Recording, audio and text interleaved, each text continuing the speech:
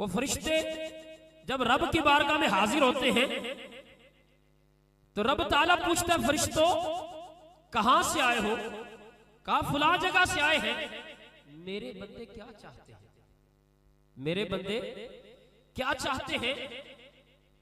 وہ رب کی بارگاہ میں عرض کرتے ہیں یا اللہ تجھ سے تیری بخشش کا سوال کرتے ہیں، تجھ سے تیری رحمت اور بخشش کا سوال کرتے ہیں۔ رب تعالیٰ فرماتا ہے کہ کیا واقعی ایسے ہے؟ وہ فرشتے کہتے ہیں جی ہاں یا اللہ عز و جل واقعی ایسے ہے کہ وہ تجھ سے تیری بخشش کا سوال کرتے ہیں۔